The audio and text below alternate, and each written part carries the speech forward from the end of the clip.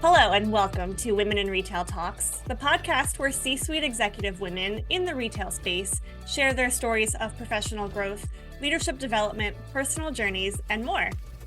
I'm Marie Albajes, Senior Editor of Women in Retail, a membership-based community of executive women at leading retailers and brands.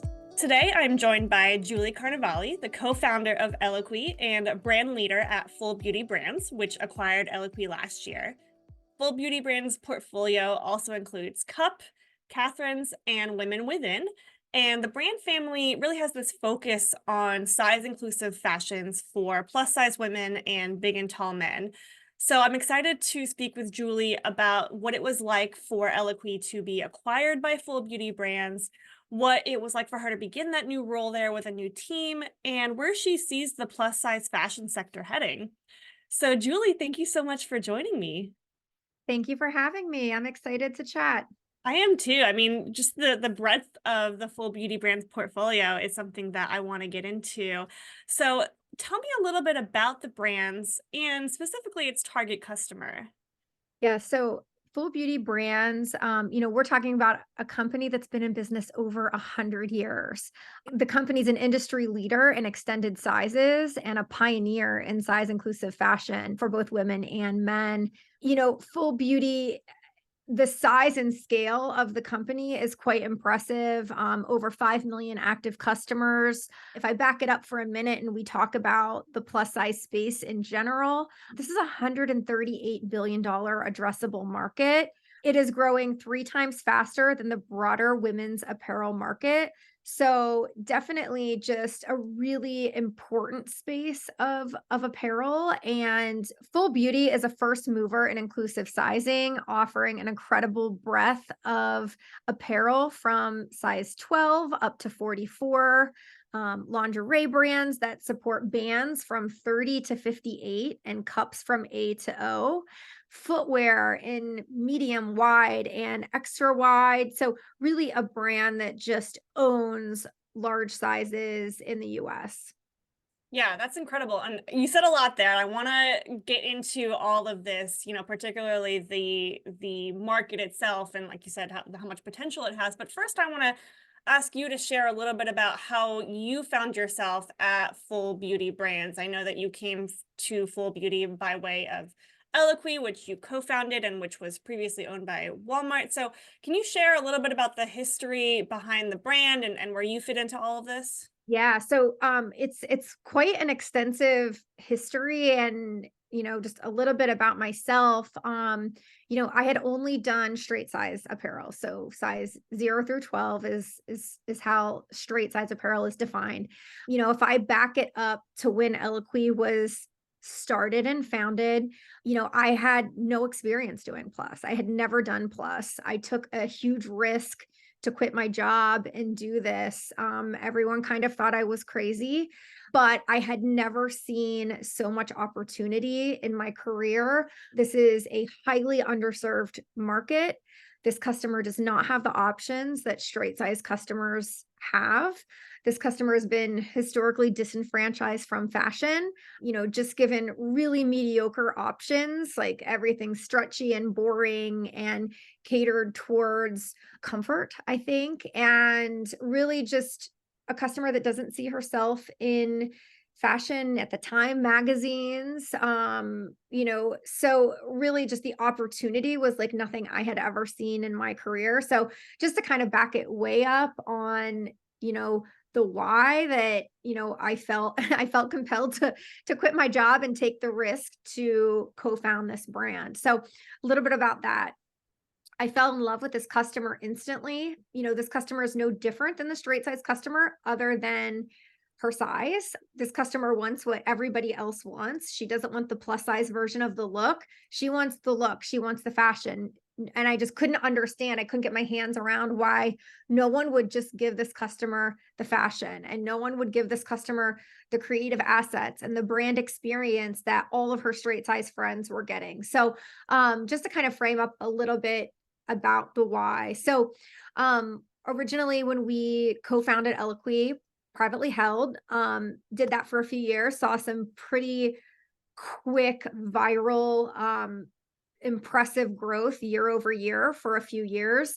Eventually got acquired by Walmart. Part of that strategy was, at the time, Walmart was acquiring brands like Bonobos, ModCloth, Art.com, digitally native. Basically, the focus was digitally native brands that had, a strong sense of brand, a very strong sense of customer and community, and really knew their space. And it was a unique space. So for us, women's plus size apparel, fashion, we had grown really quickly. We had this super cult like following, more than the clothes. I mean, really the community, I'd like to say that we were really early in on influencers and plus size influencers and really bringing this customer to the forefront of fashion, like period, regardless of size. So when I think that was part of what attracted Walmart to our business, and that, we knew fashion and we knew this customer that is not your straight size, basic women's apparel 0 through 12 customer. So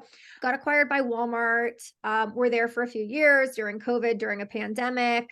We did a lot of great things with our time at Walmart. We launched a sister brand called ELOQUII Elements, which was more casual, more opening price. We launched our bridal collection. We launched, several other product categories. And even through a pandemic, I would say we had a pretty great few years there, weathering that whole storm that the industry was dealing with. Bringing us to the Full Beauty acquisition in 2023. I can confidently say that Full Beauty is ELOQUII's forever home. I think it is the right fit. It is 100% without a doubt the right home for ELOQUII, to be owned by a company that is fully founded in plus, the resources and track record of Full Beauty are what ELOQUII needs to continue to grow and scale at this point. So anytime you're dealing with a merger and acquisition, it's difficult, it's clunky, it's not easy. You've got, your associates starting day one at a new company, learning new processes, learning new systems. So, you've got that piece of it. But what's really amazing about ELOQUII fitting into the Full Beauty ecosystem is that what ELOQUII brings to the Full Beauty portfolio is we know fashion, we know the customer, we know design, we know creative aesthetic and, how to do assets. And really, we really mostly know this younger customer that Full Beauty is really attracted to acquiring more of. So when we look at the classic mall brands of Full Beauty, which is, the ones I think you had mentioned earlier on this call, Catherine, Women's Within, Jessica London, Romans, Shoes for All, Intimates for All, King Size. So we've got these existing legacy brands from Full Beauty that are older, maybe a little more highly percentage Caucasian. Then you've got ELOQUII, and we'll talk about Cup in a minute, where we've got a significantly younger customer demographic, more diverse, and slightly higher household income. So it does make sense that, by acquiring these brands, we're, protecting and serving the customer that we already have in Full Beauty, but we're also paving the way for future and growth with these two acquisitions and some future acquisitions that we're looking at right now as well. There's a few transitions that I want to ask you about. The first of which is when you founded ELOQUII, you said, you had no experience in the plus size market and you took a risk. What was that transition like for you? Yeah, I mean, I had always worked in corporate retail, so I had never worked for myself. That was definitely a weird feeling. Like, I don't know how else to say it. I had a lot of people in my ear telling me, don't do plus. It will, I think I had one boss actually tell me that like that would be career suicide to do plus. And I think that motivated me even more, honestly, because I knew the opportunity. Big risk. You really have to be to go and do something like that. You really have to be a self-starter, I would say, and you really have to have confidence to believe in yourself because those early years are really hard. I mean, it's probably the hardest thing I've ever done. Starting that from essentially scratch and doing those first few years compared to like running the thing that's already going, if that makes sense. Yeah, definitely.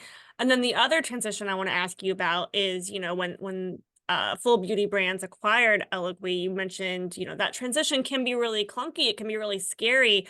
As a leader, what are you kind of signifying to your team to ensure them that, everything's going to be okay? We're going to make this as smooth transition as possible.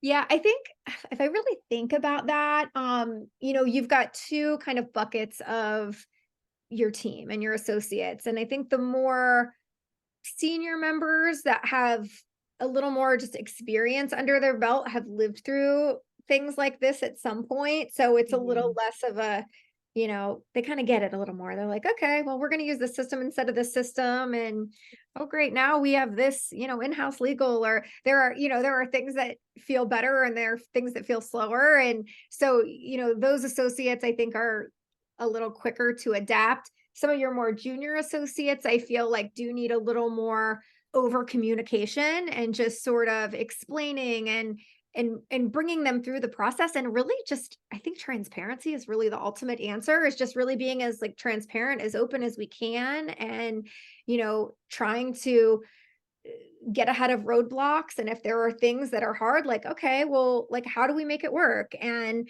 the last thing Full Beauty wants to do is bring in a new brand and lose the specialness or lose the magic. And similar to us joining Walmart as well, I mean, we're very blessed to have two new parents, right, that were just so supportive of, we want to do whatever we can to keep the brand, right? We don't want to dismantle or touch any of that. All we want to do is help and provide resources that we have to make things even better. So, we've been very lucky to be in that situation, I think. And, as long as you're bringing your associates along that journey right with you, and, it's okay to say, I don't have the answers, and oh, we need to figure this out. Let's figure this out together, and be transparent and bring your associates on the journey with you. Yeah. Something else that you mentioned that really caught my attention was that Eloqui was really a early driver of the influencer. I think you used the words cult-like following. So you went viral a few times before being viral was really a thing. How did you do that? I would say, like, really, we just the team at that time, very small team, we just treated this as a fashion brand. We didn't really even take size into consideration. So I think one of probably the best things we did was none of us had plus experience. So none of us had preconceived notions of, this customer doesn't want stripes, or they want everything to cover their butt, or they want everything to be stretchy and black. Like, we didn't have any of these like old school plus rules. We really just looked at it like, what is in fashion? What is the cool thing to do? And then, okay, we do an amazing fit. We focus on fit and we make it in plus size. So that was really it was like a fundamental just core of how we worked. But I think the underlying thing that really like caught us attention quickly was that we everything we did was with lifting our customer up and making our customer feel like,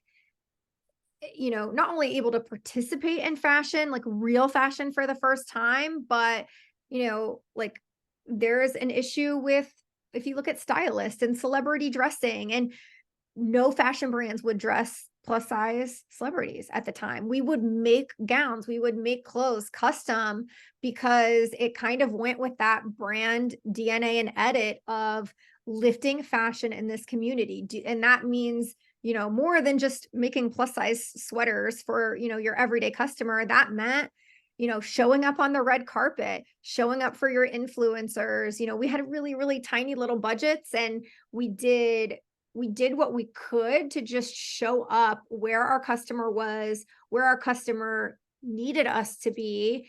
And we really like woven that through like every decision that we made. So, I don't know if that answers your question, but that's really how the approach we took. Yeah, I mean, and you mentioned, attracting that younger customer, and it sounds like you at Eloquii and now at Full Beauty really recognize and can define your customer. And I know that Full Beauty Brands acquired the Intimates brand cup shortly after acquiring Eloquii. And so, you have all these new brands as part of the Full Beauty portfolio. How do you kind of envision leveraging these brands to expand the market share, attract that new customer demographic without alienating your existing customer base that you guys know so well? Yeah, that's a great question. So, how we're treating it at Full Beauty Brands is we have our what we call our classic mall, which is a digital mall, where we have all the legacy brands that I mentioned earlier: Catherine's, One Stop Plus, Women Within, Jessica London. So this is the bread and butter of Full Beauty. This is where Full Beauty wins and historically has really been an industry leader with these brands. We don't want to take brands like ELOQUII Cup, and just kind of like plop them in over here and just without a strategy. So the strategy is that we've set up a new digital mall, where we're really going after the younger, more diverse customer. So our two tenants in that brand are Eloquii and Cup, which I'll talk about in a minute. And then we also have two existing legacy Full Beauty brands, Swimsuit for All and June and V, which have younger customer bases. So right now we've just got the four brands in there, but we are actively looking at any acquisition that might make sense, for new brands to put in that new digital marketplace. So that kind of brings me to Cup. So Cup was acquired by Full Beauty in summer of 2023. Cup is an amazing lingerie brand. So all the listeners out there, if you haven't checked it out, please do. CUUP Cup. So Cup's a digitally native, size inclusive intimates brand. Really, it was founded to disrupt the category by creating intimates that are made to accentuate the customer's natural form and bring confidence, comfort, and stylish support. So, right now, the bra industry, especially in larger sizes, is really oversaturated in heavy cups, like heavy padded molded bra cups. And what Cup has learned about the younger bra customer is that they don't want all that heavy padding and molding. They don't want their breasts to look like all pushed up and distorted. They are okay with the natural form. They love the natural form of the breast. So Cup has really, founded this whole brand on sexiness being self-defined and natural. There's really a commitment there with this brand to provide an innovative design for a comfortable and functional fit that's also sexy and natural. And the other thing that I think made Cup such a great fit for Full Beauty is that there's such an incredible focus on fit for the underserved large bra cup customer. So Mhm. the style, the technical expertise that the Cup team and product brings to this segment is really incredible. And one of the reasons we were so excited to get the acquisition and to have the brand available for our customer in the new digital mall. Mhm. Okay, so you've got these new brands that are kind of geared towards that younger demographic. So how is Full Beauty Brands really reaching that younger Gen Z audience? I mean, where are you guys? Are you meeting them kind of where they are? So for Eloquii and Cup, we are really business as usual when how we do things and how we look to acquire customers and how we look to retain customers. So there isn't necessarily, a Full Beauty playbook, right? That we're all, kind of using on all the different brands. I'm sure the legacy brands have their way of doing things. The new mall brands sort of have a slightly different approach. I think a good example of this would be, in the classic mall, catalog is a really big piece of the business. where new mall brands, our customer likes to shop from an app. Our customer likes to shop directly from social media. So just some nuances there that, the teams are separate and need to treat differently. Okay. So we have a few minutes left, and I want to get to something that you mentioned at the beginning, which is kind of this trend towards size inclusivity in brands as a whole. I mean, you mentioned, Full Beauty Brands has been around for, I think, over 100 years, really pioneers in the size inclusive, fashion sector. So the next 100 years, I mean, where are you seeing the plus size fashion sector and the inclusive fashion sector as a whole? Where are you seeing that headed? Yeah, so my definition of inclusive is 0 all the way up to size 44, right? Versus plus, the definition of plus would be 14 and above. I think we've seen a lot of brands coming in and out over the last decade, trying to do plus, not necessarily, for right or wrong reasons, but I feel like, if you've got a straight size brand, you might have customers that are sizing out of those sizes. You might have, revenue struggles or issues. And, by extending sizes by another 10 sizes up, there's a way to gain some, incremental revenue. So I think there are other reasons why brands come and go, but I feel like from my experience in doing this, you really have to be dedicated and understand the nuances of the plus size business. So, there are different considerations in fit, in where women carry their weight and their bodies, and how you make clothes that really truly work. It's not quite as like easy as you think. It's actually more complicated than doing straight size apparel, specifically from fit, manufacturing, machinery, fabric widths. It's not an easy thing to do, and I think a lot of retailers kind of go into it with the approach that it's like a one size fits all. Like, hey, we know how to fit 0 through 12. We know how to manufacture these clothes. It's just sizing up. It's really not. You need your own dedicated fit mall. Like, it really does fit model. It really does need to be treated like a whole separate company. So I think you'll see some companies trying it, going in and out, and, them realizing how hard it is, or, that you really need to have fully dedicated teams to do it. So therefore, it might not be as, quick and easy revenue and profit wins like you might have thought, because it does require, just a different amount of work and skill set for your associates. I think when we look at size inclusive brands, I think they will be best played online. And I think it will be best done with brands that, really understand and treat the brand separately behind the scenes from a fit and production standpoint. But then can kind of give that customer facing view of, multiple bodies and showing all the multiple bodies in the clothes. But I think the brands that will win will not have a store presence to do inclusive, to just carry sizes 0 through 44 in a store of one particular SKU is just nearly impossible to do and get right. So I think those will have more legs. Those type of brands will have more legs online. Yeah, I mean, you laid out all of that beautifully, and it's like it's easier said than done, right? I mean, there's, like you said, there's so many nuances to it. It's complicated, it's expensive.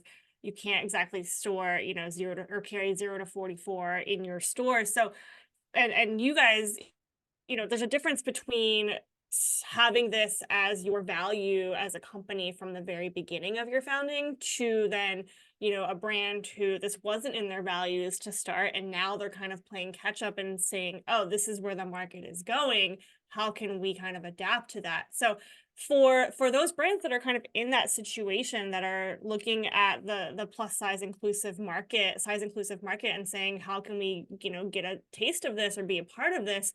Is there any, I mean, I'm going to laugh at this, any low hanging fruit, after we said it was very, very complicated, any kind of first steps that they need to take if they're, trying to break into this market? I think one interesting approach is something that we're doing with ELOQUII with other brands, and we actually have a really exciting launch coming up later this year. But, brands that are historically straight size that maybe want to test and learn, like, collaborate with a plus size brand. So we're doing a collaboration later this fall with a brand that has never done plus. Mhm. And it works for them because they're learning a little bit about plus from the ELOQUII team and fit and how we do it. And it benefits ELOQUII because we're giving our customer access to a brand that we think they will absolutely love, that's never been available to them. So I think, collaborations are a really great way mutually for two businesses to learn and, hopefully delight their customers and give them something new. Yeah. Any other advice for kind of younger women in retail who are looking to be champions in the inclusive sizing space and to get kind of where you are? I think one of the biggest pieces of advice that I would give would be to really have an understanding of yourself and what you're really good at and where you're weaker. And I would really surround yourself with people that are experts in the areas that you're weaker on. So you can really focus on what you know and what you're good at. And you can have that network of people around you in the areas where you're maybe not as strong. I think that would be one of my biggest pieces of advice. Another would be to always bet on yourself. And you do really have to have some confidence to come in when you're, disrupting a category or doing something different or doing something on your own. You really have to have a work ethic. You have to have confidence in yourself. You have to be okay with failure, learn from failure, and be able to push through it and do it better the next shot you get and not let it ruffle you too much and keep pushing forward. Awesome. That is excellent advice and a great way to close us out. I want to ask one more question before I let you go. And you kind of teased a little bit of this throughout our conversation, but what's next for Full Beauty Brands? Anything that you can reveal? Yeah, so I think I mentioned earlier, but we are actively looking at expansion for our new digital mall. So, what I can say there is we are looking at lots of brands for potential mergers and acquisitions. We are super excited about the future and hoping to really be the destination for this younger customer in Plus. Awesome. Well, we will leave it at that. Julie, thank you so much for joining me on here. I'm very excited to see what is next for Full Beauty Brands and for you. So thank you for joining me.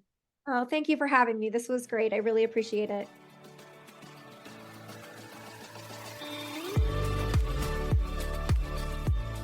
Thanks for listening. For more information on this podcast, please go to womeninretail.com/podcasts for show notes.